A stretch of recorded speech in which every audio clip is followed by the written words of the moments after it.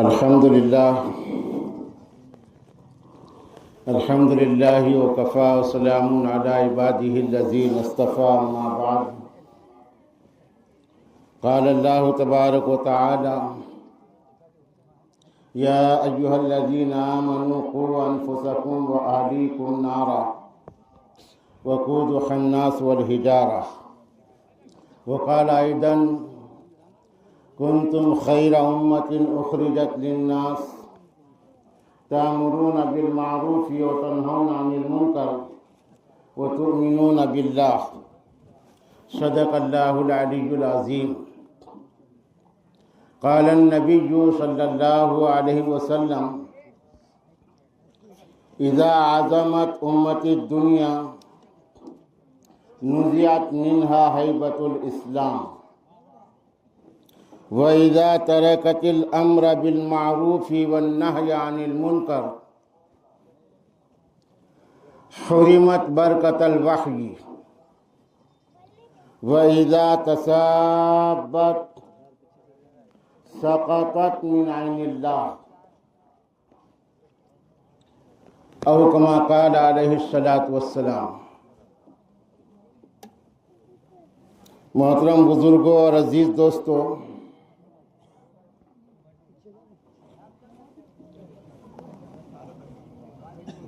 آج ہماری عالم اسلام کی سب سے بڑی عید ہے جس کو عید الفطر کہتے ہیں۔ اللہ تبارک و تعالی نے مسلمانوں کو ایک بڑا فریضہ اور ایک بڑی عبادت عطا فرمائی، ماہ رمضان المبارک کے روزوں کی۔ کنتم خیر امت اخرجت للناس، اللہ قرآن میں کہتے ہیں یا ایھا الذین آمنوا کتب علیکم الصیام کما کتب علی الذین من قبلکم لعلکم تتقون۔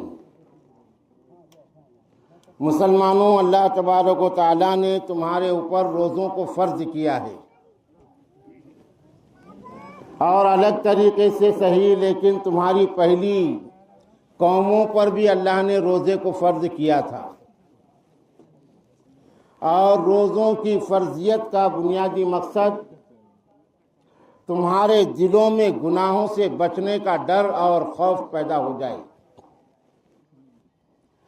اللہ تبارک و تعالیٰ نے مسلمانوں کو ایک افضل ترین مہینہ عطا فرمایا، شہر رمضان الذی انزل فیہ القرآن ھدی للناس وبینات من الھدی والفرقان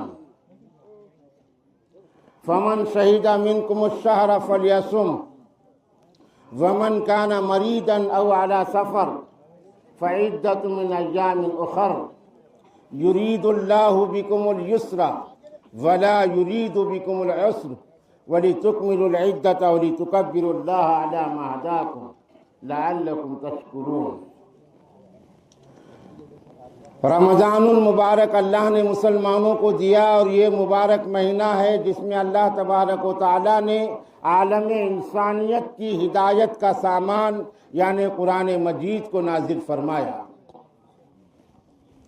قرآن مجید ساری انسانیت کے لیے ہدایت کا پیغام ہے، ھدی للناس وبینات من الھدی والفرقان، اور قرآن کریم میں اللہ تبارک و تعالیٰ نے ہدایت کے بہت سارے کھلے اور واضح اسباق انسانوں کے لیے بیان فرمائے ہیں۔ لہذا جو کوئی تم میں تندرست، توانا، عاقل، بالغ مسلمان ہے، اس کو چاہیے کہ وہ اس مہینے میں روزوں کا اہتمام کرے۔ فمن شہد منکم الشہر فلیصم ومن کان مریضا، اگر وہ بیمار ہے یا کٹھن سفر پر ہے، سفر کی دینی اور بنیادی ضرورت کی بنیاد پر سفر میں ہے، تو اس کے لیے یہ گنجائش ہے کہ وہ رمضان کے بعد چھوٹے ہوئے روزوں کی قضا کرے۔ اور ایک مسئلہ قرآن کریم میں بیان کیا گیا کہ جو لوگ روزہ کبھی رکھنے کی طاقت ہی نہیں رکھتے، ایسی بھی کچھ مرض اور بیماریاں ہوتی ہیں کہ انہیں جانبر اور صحت یاب ہونے کا کوئی گنجائش نہیں ہوتی، جس کو دائم المریض کہتے ہیں۔ اللہ تبارک و تعالیٰ نے دائم المریض کے لیے بھی شریعت کا حکم دیا ہے، وَمَن يُطِيقُونَهُ فِدْيَةُ طَعَامُ مِسْكِينٍ، کہ وہ بھی دین کے دائرے سے الگ نہیں ہوگا کہ ہمارے سے روزے ہوتے ہی نہیں، ہم دائم المریض ہیں، نہیں، بلکہ وہ بھی دین کے دائرے میں رہے گا اور وہ روزوں سے معذور رہنے کی بنیاد پر روزوں کا فدیہ ادا کرے گا، لیکن وہ اس دائرے سے باہر نہیں ہوگا۔ اور یہ مکمل مہینے کے اہتمام اور پابندی پر، جس میں روزوں کے علاوہ اللہ تبارک و تعالیٰ نے اور بھی اضافی عبادات کی مسلمانوں کو تلقین کی ہے، جیسے تراویح کا اہتمام ہے اور قرآن کریم کی تلاوت کی کثرت ہے، ذکر و اذکار کی پابندی ہے، اللہ کی طرف رجوع ہونا ہے۔ یہ پورا مہینہ رجوع اللہ، آخر عشرے کا اعتکاف ہے، شب قدر کی تلاش ہے۔ جب مسلمان یہ ساری چیزوں کے لیے اس مہینے میں اللہ کے احکام اور نبی کی تعلیمات کی روشنی میں محنت کرے گا تو ان کے لیے اللہ تبارک و تعالیٰ نے ایک انعام کی رات اور ایک انعام کا دن رکھا ہے۔ انعام کی رات وہ چاند رات لیلۃ الجائزہ، جس کو ہم سڑکوں پہ گزار دیتے ہیں، جس کو ہم بازاروں میں گزار دیتے ہیں، جس کو ہم لاجانی اور لیت و لال میں گزار دیتے ہیں، وہ لیلۃ الجائزہ ہے، انعام کی رات ہے روزے داروں کے لیے اور رمضان کا اہتمام کرنے والوں کے لیے۔ اور ایک انعام کا دن ہے جس کو ہم عید الفطر کہتے ہیں، کہ مسلمانوں کو اللہ تبارک و تعالیٰ نے نام بھی ایسا دیا عید الفطر کا کہ اس دن مسلمان انسانیت کے درد کا مداوع کرنے کا بھی سامان کریں، اور غریب اور فقر و فاقے میں جو انسانیت گھری ہوئی ہے ان کے لیے بھی عید کی خوشیاں بانٹنے کا سامان کرے، جس کو فطرہ کہتے ہیں، کہ ہر چھوٹے بڑے کی طرف سے گیہوں، کھجور، کشمش اپنی مالی حیثیت کے اعتبار سے وہ فطرہ نکالے اور غربا کو تلاش کر کے وہ ان کو دیں۔ تو عید الفطر رکھا ہے۔ امام صاحب عید الفطر کے خطبے میں پڑھتے ہیں، لیس العید لمن لبس الجدید، کہ اسلام یہ با مقصد مذہب ہے اور مسلمان ایک با مقصد قوم ہے۔ اللہ نے اس کو تفریح کے لیے دنیا میں پیدا نہیں کیا، یہ اللہ کا آخری پیغام ہے۔ میرے اور آپ کے آقا سرور کونین تاجدار انبیاء روح کائنات حضرت محمد الرسول اللہ صلی اللہ علیہ وسلم آخری نبی ہیں، سلسلۃ الانبیاء، انبیاء کے مقدس سلسلے کی آخری کڑی ہیں۔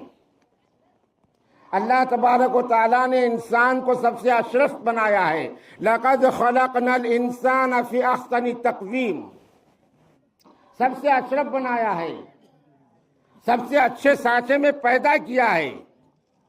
اور پیدا کرنے کے بعد اللہ تبارک و تعالیٰ نے انسانوں کو ان کے مقصد سے آشنا اور باخبر کرنے کے لیے ایک مقدس سلسلہ جاری فرمایا انبیاء علیہم السلام کی بعثت کا۔ چنانچہ ابو البشر اور پہلے انسان آدم بھی نبی تھے اور ساری انسانیت کے باپ تھے، اور یہ ملک ہندوستان یہ ہمارے باپ کا ملک ہے، یہ ہمارا آبائی ملک ہے، آبائی وطن ہے ہندوستان۔ مسلمان پریشان ہے، RSS کا گورنمنٹ نے نکالی تو اب کیا کرنا۔ گورنمنٹ کی اسکیمیں ہوتی ہے یا گورنمنٹ کے کام ہوتے ہیں، گورنمنٹ کے کام میں ہم کو مدد کرنی چاہیے اور اس اعتبار سے ہم کو اس کا حصہ بننا چاہیے، لیکن پریشان ہونے کی ضرورت نہیں ہے اس معاملے میں۔ جو ذمہ دار قسم کے تعلیم یافتہ نوجوان ہیں انہیں بھی اپنا فرض سمجھ کے اس میں اپنے قوم کی رہبری اور عام انسانوں کی رہنمائی کرنا چاہیے، اور اس کے لیے کچھ اس طرح اپنے سر پہ نہیں اٹھانا کہ ہمارے دوسرے بھائی اور برادران وطن ہم کو دیکھ کر کہیں نہ کہیں دل ہی دل میں مسکرانے نہ لگ جائیں کہ مسلمان کتنا پریشان ہو رہے ہیں۔ ایسا نہیں ہے۔ تو پہلے انسان حضرت آدم علیہ السلام ابو البشر، وہ پہلے نبی تھے دنیا کے، اور آخری نبی کم زیادہ 1,24,000، یہ متعینہ یا فکس عدد نہیں ہے، لیکن ایک اندازے اور تخمینے کے مطابق 1,24,000 انبیاء علیہ السلام دنیا میں تشریف لائے، اور یہ تمام انبیاء علیہ السلام نے انسانوں کو یہ بتایا کہ انسانوں تم ایک بامقصد اللہ کی مخلوق ہیں، تمہارا مقصد صرف دنیا کے اندر آ کر کھانا پینا رہنا سہنا نہیں ہے، بلکہ تمہارا کچھ اور ایک مقصد ہے۔ انی جاعل فی الارض خلیفہ، اللہ نے جب انسان کو بنایا اسی وقت فرشتوں کے سامنے اس کے مقصد کو واضح کر دیا تھا کہ میں دنیا کے اندر اپنا خلیفہ یعنی نائب بنانے والا ہوں۔ چنانچہ میرے اور آپ کے آقا صلی اللہ علیہ وسلم آخری نبی بن کر دنیا میں تشریف لائے، اور اللہ کے نبی صلی اللہ علیہ وسلم نے ساری دنیا شرک اور دنیا کفر پوری انسانوں کو دعوت دی۔ وَمَا أَرْسَلْنَاكَ إِلَّا كَافَّةً لِلنَّاسِ بَشِيرًا وَنَذِيرًا وَمَا أَرْسَلْنَاكَ إِلَّا رَحْمَةً لِلْعَالَمِينَ۔ اللہ نے آپ کو ساری دنیا کے لیے اور دنیا کی ساری مخلوقات کے لیے رحمت بنا کر بھیجا ہے، اور پوری دنیا انسانیت کے لیے اللہ تبارک و تعالیٰ نے آپ کو نبی، آخری نبی بنا کر کے بھیجا ہے۔ چنانچہ پیارے آقا صلی اللہ علیہ وسلم نے اپنی دعوت اور تبلیغ اور تربیت کی بنیاد پر 1,24,000 کم زیادہ انسانوں کی ایک عظیم اور بڑی جماعت تیار فرمائی، جس کو ہم صحابہ کرام رضی اللہ تعالی عنہم اجمعین کہتے ہیں، اور وہ ایسے انسانوں کو جمع کیا اللہ کے نبی صلی اللہ علیہ وسلم نے جن کو اپنے زمانے میں اونٹ چراتے نہیں آتے تھے، جانور، تہذیب کی شمعیں روشن کی اونٹوں کے چرانے والوں نے، جن کو اونٹ چلاتے نہیں آتے تھے، ایسی حکومت کر کے چلے گئے کہ ہمارے ہندوستان کے سب سے بڑے لیڈر کرم چند موہن داس گاندھی، انہوں نے اس بات کا اعتراف کر کے گئے کہ اگر دنیا میں انسانیت، امن، شانتتا، عدل، انصاف اور اچھائیوں والی حکومت کو قائم کرنا ہے اور بنانا ہے تو محمد رسول اللہ کے تیار کیے ہوئے دو ساتھی ابو بکر اور عمر کا قانون عدل اور قانون حکومت ہمیں لانا پڑے گا، تو دنیا کے اندر یا ہمارے ملک کے اندر ایک اچھی حکومت قائم ہوگی۔ یہ لوگ اور یہ حکمراں جس کو آج پوری دنیا جانتی ہے، عمر فاروق رضی اللہ تعالی عنہ اور ابو بکر صدیق، یہ ذاتی اعتبار سے بہت بڑے اربوں پتی نہیں تھے، ان کے حکومت کا جہب و حشم اور ظاہری اعتبار سے بہت بڑا روپ کا سامان نہیں تھا، یہ مرعوب کن ایسی محلوں کے رہنے والے نہیں تھے، بلکہ ہے چٹائی کا بچھونا، کبھی خاک ہی پہ سونا۔ زمین پر سونے والا مسلمانوں کا بادشاہ روم اور فارس کے ایوانوں میں لرزہ طاری کر دیا تھا۔ یعنی زوال بندہ مومن کا بے زری سے نہیں۔ آج ساری دنیا قتل و غارت گری کی آماج گاہ بنی ہوئی ہے، پوری دنیا۔ جس طرف ہم نظر اٹھائیں، جو اخبار ہم دیکھیں، جو چینل کو ہم سنیں، پوری دنیا قتل اور غارت گری کی آماج گاہ بنی ہوئی ہے۔ لاکھوں انسانوں کا قتل ہو رہا ہے ان ظالموں کے ہاتھوں سے، اور انسان تماشائی بنا ہوا ہے۔ لاکھوں بے گناہ بچوں کا قتل ہو رہا ہے، لاکھوں عورتیں شہید ہو رہی ہے، قتل ہو رہی ہے۔ اس کے پیچھے مقصد کیا ہے دنیا کا؟ اس کے پیچھے دنیا کا مقصد عالمی دادا گیری، عالمی دہشت گردی، اور وہ عالمی دہشت گردی کا علم بردار آج اپنے آپ کو عالمی انسانیت نوازی کا دعوے دار بتاتا ہے۔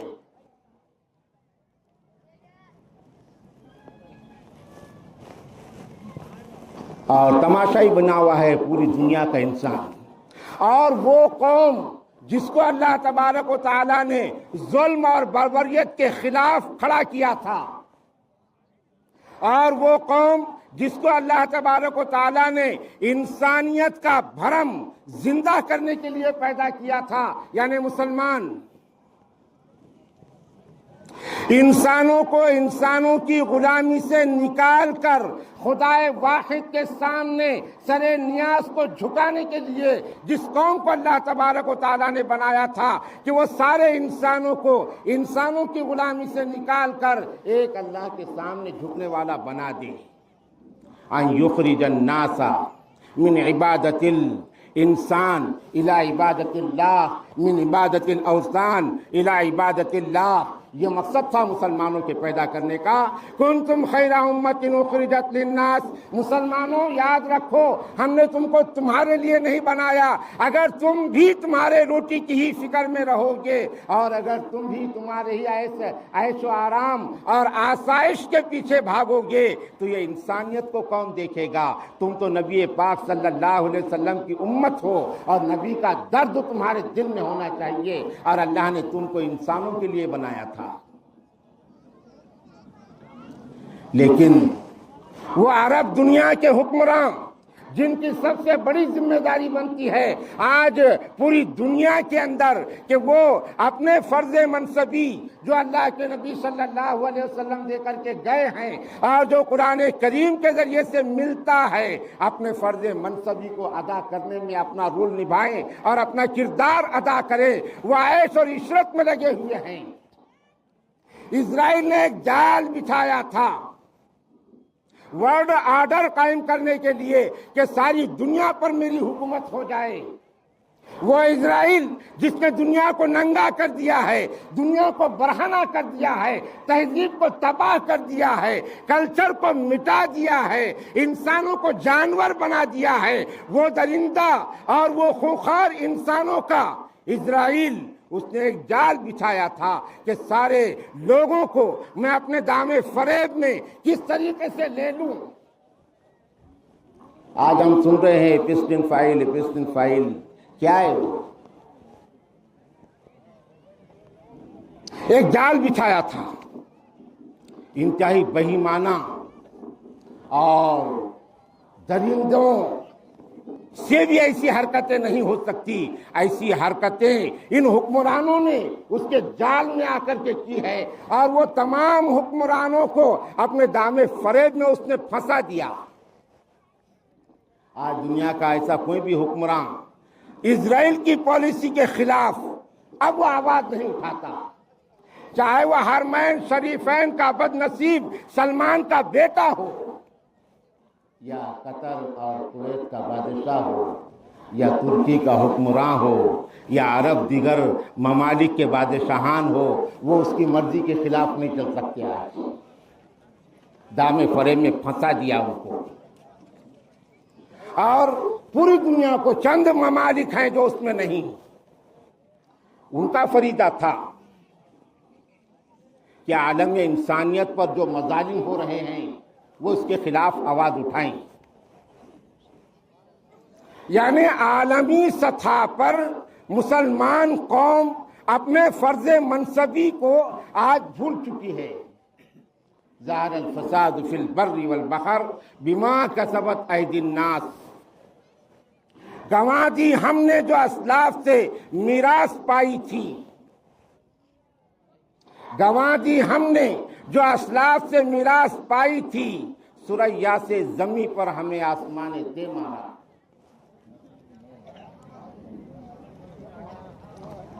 جو ہمارا فرض منصبی تھا وہ یعنی حکم حاکموں سے اس کو ہم نے فراموش کر دیا، بڑے بڑے حکمرانوں نے، ان کی ذمہ داری تھی۔ لیکن ہمارا اپنا ملک ایک ایسا ملک ہے ہندوستان، حضور پاک صلی اللہ علیہ وسلم نے ارشاد فرمایا تھا کہ مجھے ہندوستان کی طرف سے خوشبوئیں آ رہی ہیں۔ آدم علیہ السلام انسان اول کو اللہ نے یہاں اتارا تھا۔ حضرت نوح علیہ السلام کی کشتی ہندوستان کے پہاڑ پر آ کر رک گئی تھی۔ حضرت نوح علیہ السلام کی اولاد سے ہندوستان میں انسانی نسل پھر دوبارہ بحال ہوئی۔ ہندوستان کے اندر اور بھی انبیاء علیہ السلام کی قبریں ہندوستان کے مختلف علاقوں میں ہیں۔ ہندوستان کے مختلف علاقوں میں اللہ کے نبی حضرت محمد الرسول اللہ صلی اللہ علیہ وسلم کے صحابہ کرام کی قبریں یہاں پر موجود ہیں۔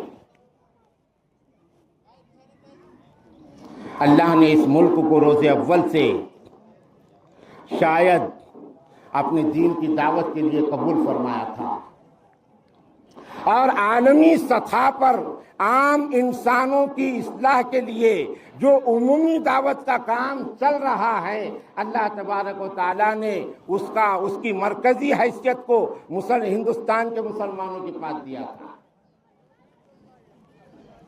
کہ یہاں سے مسلمان کام کریں۔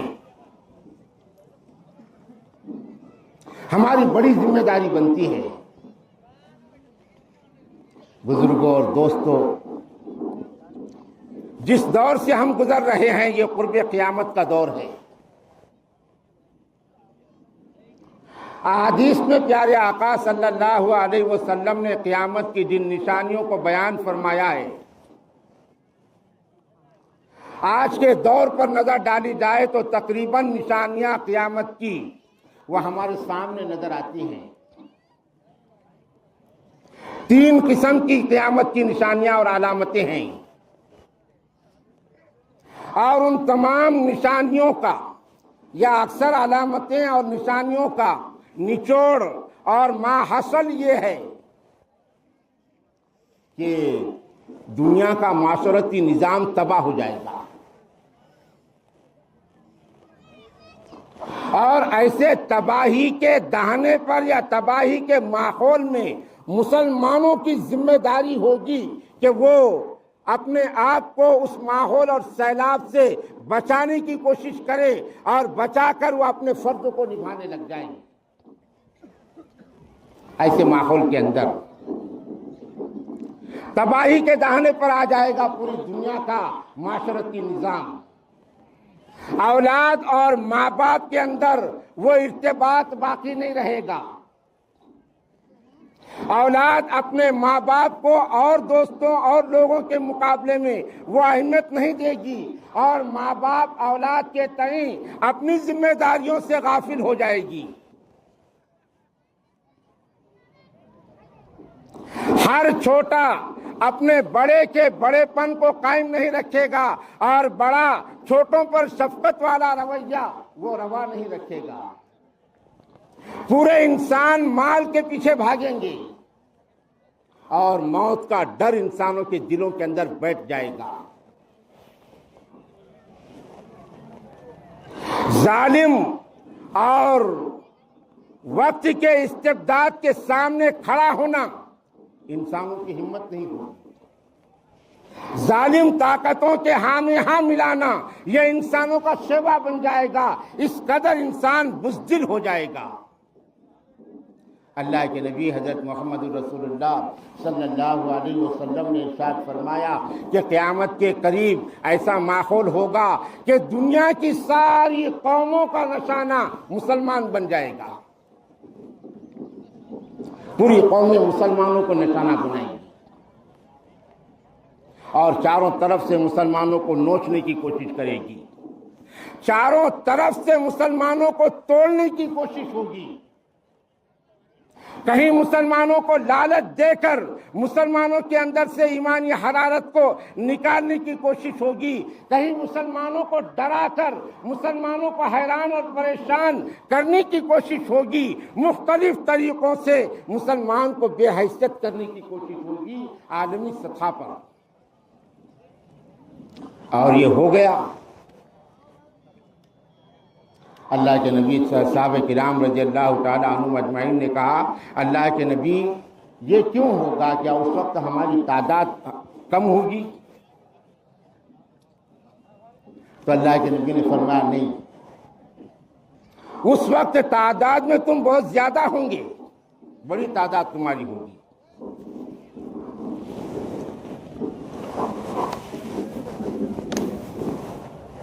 آج عالمی سطح پر دوسرے نمبر پہ مسلمان ہیں، دوسرے نمبر پہ۔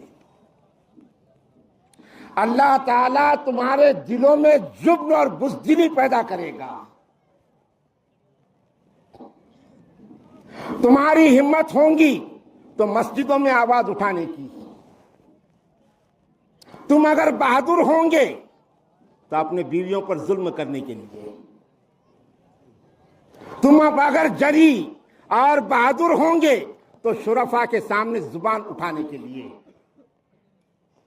باقی ظالم کے سامنے آنکھ اٹھانا جو تمہاری مجال نہیں ہوگی، اللہ تعالیٰ تمہارے دلوں میں جبن اور بزدلی پیدا کر دے گا۔ الوہن اس کو کہا گیا۔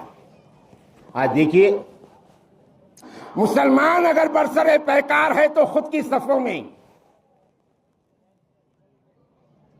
اغیار کے بنے ہوئے غلام اپنوں کو ذلیل کرنے پر تلے ہوئے ہیں، یہ اللہ کا عذاب ہے۔ عالمی سطح پر بھی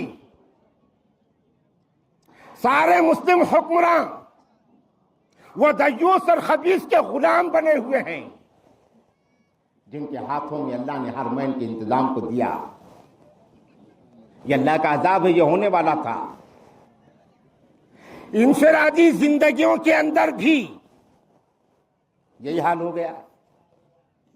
الوہن، اللہ تمہارے دلوں کے اندر کفر اور شرک کا ڈر ڈال دے گا اور تم اس کے لیے استعمال ہوں گے۔ صحابہ کرام رضی اللہ تعالیٰ عنہم اجمعین نے کہا اللہ کے نبی ایسا کیوں ہوگا؟ فرمایا کہ اس لیے کہ انفرادی اور اجتماعی اعتبار سے تمہارے دلوں میں مال کی محبت بیٹھ جائے گی، حب الدنیا و کراہیت الموت، دنیا کی محبت تمہارے دلوں میں بیٹھے گی۔ جہاں کہیں کسی انسان کے ذریعے سے تمہارے مادی مفاد کو کہیں نقصان پہنچا ہوگا، تمہارے دل میں صرف اس کے انتقام کا جذبہ ہوگا، حقیقت سے تمہاری نظر ہٹ جائے گی۔ مادی مفاد اور دنیا کو حاصل کرنے کے لیے تم تمیز کے سبق کو بھول جاؤ گے کہ یہاں شرک ہو رہا ہے، یہ تمہارے دلوں سے نکل جائے گا۔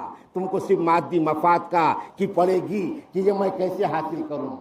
تمہارے دلوں سے اسلام کی عظمت یہ نکل جائے گی کہ یہاں کفر ہو رہا ہے، میں انسان کے سامنے جھک رہا ہوں اور وہ انسان جو ظالم ہے، میں اس لیے کہ میرا اپنا ذاتی مفاد نکل رہا ہے۔ ایسی دنیا کی محبت تمہارے دلوں کے اندر بیٹھ جائے گی، اور موت کا ڈر یہ اللہ کے نبی صلی اللہ علیہ وسلم کی پیش گوئی ہے۔ پیارے آقا صلی اللہ علیہ وسلم نے مسلمانوں سے کہا، اذا عظمت امت الدنیا نزعت منها ہیبۃ الاسلام،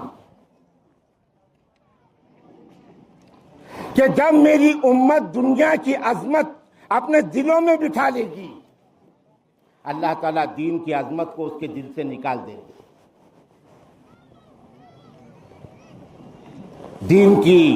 دین کا رعب اور دبدبا جو اسلام کا ہے اللہ تعالیٰ ان کے دلوں سے نکال دے گی۔ اذا عظمت امت الدنیا نزعت منها ہیبۃ الاسلام وَإِذَا تَرَكَتِ الْأَمْرَ بِالْمَعْرُوفِ وَالنَّهْيَ عَنِ الْمُنْكَرِ حُرِمَتْ بَرْكَةَ الْوَحْيِ، اور جب یہ امت اپنے مقصد سے ہٹ جائے گی، اس کا مقصد ہے ظلم کے خلاف کھڑا ہونا، اس کا مقصد ہے کفر کی تاریکیوں کو مٹانے کی کوشش کرنا، اس کا مقصد ہے شرک کے اڈوں کو ویران کرنے کی کوشش کرنا، اس کا مقصد ہے بے انصافی کو ختم کرنے کی کوشش کرنا، اس کا مقصد ہے شراب کی حرمت کو بیان کرنا، زنا کی سنگینی کو بیان کرنا، جھوٹ کے برا ہونے کو بیان کرنا، غیبت اور چغلی کو ختم کرنے کے لیے کوشش کرنا، کسی کے خلاف سازشیں کرنے کی عادت کو ختم کرنے کی کوشش کرنا، اس کا مقصد ہے محبت اور پیار کو پیدا کرنے کی کوشش کرنا، اس کا مقصد ہے باہمی اتحاد کو جنم دینے کی کوشش کرنا، اس کا مقصد ہے رسول اللہ صلی اللہ علیہ وسلم کی سنتوں کو زندہ کرنے کی کوشش کرنا، اس کا مقصد ہے صحابہ کرام رضی اللہ تعالی عنہم اجمعین کے زندگی کو زندہ کرنے کی کوشش کرنا۔ جب یہ قوم اور یہ امت اپنے مقصد سے ہٹ جائے گی اور یہ امت ہلکی ہو جائے گی، ہلکی ہو جائے گی، غیبت کرنا اس کا شیوا بن جائے گا، چغلی کرنا اس کی عادت بن جائے گی، سازشیں کرنا اس کا وتیرہ ہو جائے گا، منافقت اپنی قوم کے اندر دراڑ ڈالنے کی کوشش کرنا، قوم کی صفوں کو توڑنے کی کوشش کرنا، سب سے بڑا مجرم امت محمدیہ کی صفوں میں شگاف ڈالنے کی کوشش کرنے والا عبد الرحمن ابن ملجم صحابہ کرام کے دور کا وہ انسان تھا جس کے ہاتھوں میں ہمیشہ تسبیح ہوا کرتی تھی، عبادت کے اندر ہمیشہ لگا ہوا رہتا تھا، صحابہ کو دیکھ کر رشک آتا تھا، کتنا بڑا عبادت گزار انسان ہے۔ پیارے آقا صلی اللہ علیہ وسلم نے فرمایا کہ عبد الرحمن جہنمی ہے، دوزخ میں جانے والا ہے۔ صحابہ کو بڑا تعجب ہوا، ہم تو عبد الرحمن کے ہاتھوں میں تسبیح دیکھتے ہیں، ہم تو عبد الرحمن کو بڑا عبادت گزار سمجھتے ہیں، اور سرکار کی زبان سے نکل گیا وہ اللہ کا حکم ہے، وہ اللہ کی منشا ہے، لیکن وجہ کیا ہے؟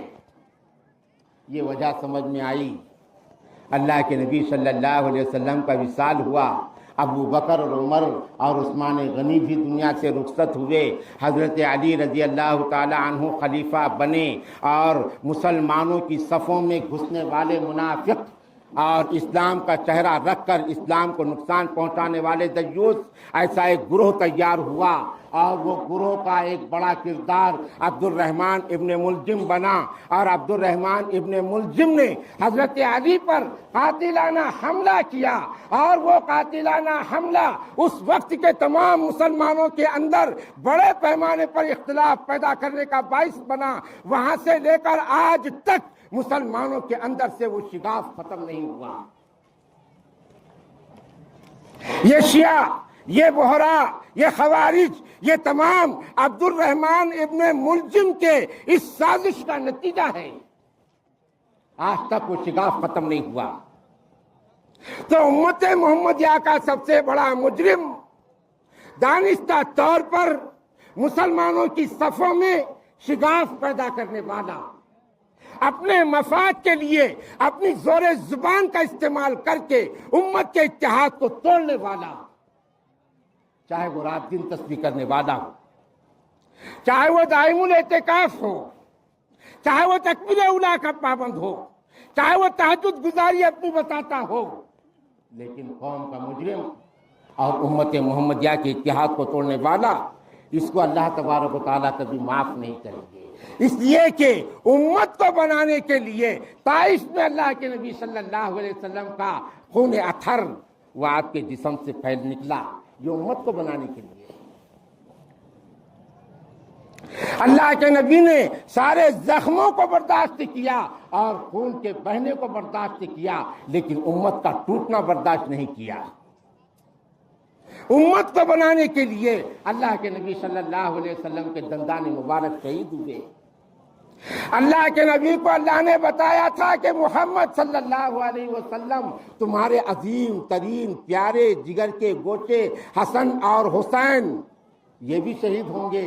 حسن کو زہر دیا جائے گا اور حسین کو کربلا میں شہید کیا جائے گا۔ شہید کرنے والے کون ہوں گے؟ منافقوں کے ہاتھوں استعمال ہونے والے اپنے، جو سمجھیں گے نہیں کہ ہم استعمال ہو رہے ہیں منافقوں کے ہاتھوں، لیکن ان کے ذریعے سے اسلام کو نقصان پہنچے گا۔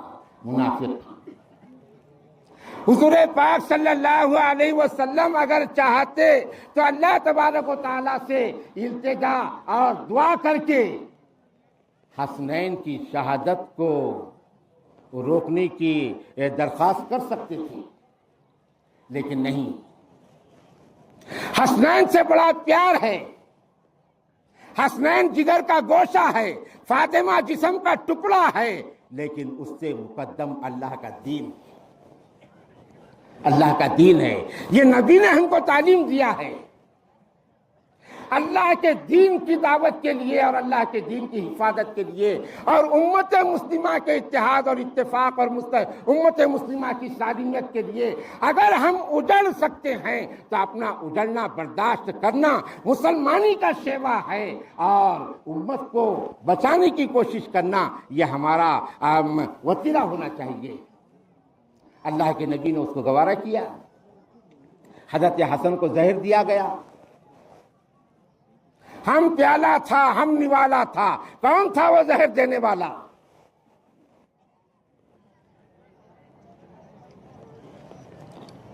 آپ کے صحیح میں زندگی رفیق حیات، ہم پیالہ تھا، ہم نوالا تھا، سانپ تھا جس کو میں نے پالا تھا۔ یہ ایک المیہ ہے اس امت کے ساتھ۔ اس امت کو نقصان پہنچانے کے لیے ڈائریکٹ کوئی ظالم اور کوئی دشمن ہمارے سامنے نہیں آیا، بلکہ امت کو توڑنے کے لیے دشمن نے کمانڈ کیا، اور توڑنے کا کام کرنے والے ہمارے اپنے رہے۔ آج بھی دشمن وہی کر رہا ہے، آج بھی وہی ہو رہا ہے۔ آپس میں خانہ جنگی پیدا کرنے کی کوشش ہو رہی ہے، انفرادی طور پر بھی اور اجتماعی طور پر بھی، عالمی سطح پر بھی، ملکی سطح پر بھی اور صوبائی سطح پر بھی، اور ہم استعمال ہو رہے ہیں۔ اس لیے ضرورت اس بات کی ہے بزرگوں اور دوستوں کہ ہم اپنے مقصد سے قریب آ جائیں۔ اذا ترکت الامر بالمعروف والنہی عن المنکر حرمت برکت الوحی۔ امر بالمعروف اور نہی عن المنکر، جب میری امت اس سے غافل ہو جائے گی تو وہی کی برکتوں سے محروم ہو جائے گی۔ وَإِذَا تَسَابَّتْ سَقَطَتْ مِنْ عَيْنِ اللَّهِ، جب ہمارا جوان شراب کا رسیا بن جائے گا، جب ہمارا جوان جواری ہو جائے گا، الیکٹرانک اور ٹیبل کے جوؤں کے اندر جوا کھیلنے لگ جائے گا اور اس کو یہ بڑا پن سمجھے گا، شراب پینے کو دادا گیری سمجھے گا، جوا کھیلنے کو کمال سمجھے گا، اور لوگوں کو گالیاں دینے کو ہمت سمجھے گا، اور غریبوں پر مظالم ڈھانے کو بہادری سمجھے گا۔ اذا تسابت سقطت من عند اللہ، اللہ کی نظر سے گر جائے گا۔ اللہ کی نظر سے گر جائے گا، گاجر مولی کی طرح کاٹے جائے گا، لوگ دعوت دے کر کے اس کا قتل کر دیں گے۔ اس کی عادت کی وجہ سے قوم خاموش تماشائی رہے گی۔ قوم کو سمجھ رہا ہے، اس کی مار لنچنگ ہوئی، ہجومی دہشت گردی کے ذریعے سے اس کو قتل کر دیا گیا، قوم جانتی ہے، لیکن اس کی عادتوں کی وجہ سے قوم کی زبان خاموش رہے گی، کچھ بول نہیں سکے گی۔ آج یہ حال ہو رہا ہے، پورا ہمارا معاشرہ تباہ ہو گیا، آئے دن طلاق کی شرح بڑھ رہی ہے، میاں بیوی کے تعلقات خراب ہو رہے ہیں، بچت گٹ کے اڈوں نے ہمارے گھروں کے نظام کو تباہ اور تاراج کر دیا ہے۔ شوہر کی اجازت کے بغیر عورتیں نامحرم مردوں کے پاس میٹنگیں کرنے کے لیے جا رہی ہیں۔ آج ہفتے واری بازار اگر کر رہا ہے تو ہمارے گھر کی عورت کر رہی ہے۔ آج مارکیٹ سے خریدی اگر کوئی کر رہا ہے، ہماری گھر کی مائیں بہنیں کر رہی ہے۔ مرد نکما ہو گیا، مرد گپ شپ کی محفلوں کے اندر بیٹھ گیا، عورتیں گھروں کے باہر نکل گئی۔ جب معاشرے کا یہ نظام ٹوٹ جائے گا، معاشرہ برباد ہو جائے گا۔ اس لیے کہ یہ گود یہ حسن کے تیار ہونے کی تھی، یہ گود حسین کے تیار ہونے کی تھی، یہ گود عبد القادر جیلانی کے بننے کی تھی، یہ گود معین الدین چشتی کے تیار ہونے کی تھی۔ آج اس گود کے اندر شراب کے رسیاں پیدا ہو رہے ہیں، نظام ختم ہو گیا، معاشرے کا سسٹم ہمارا تباہ اور تاراج ہو گیا پورا کا پورا۔ آج اس کی فکر ہم کو کرنا پڑے گی،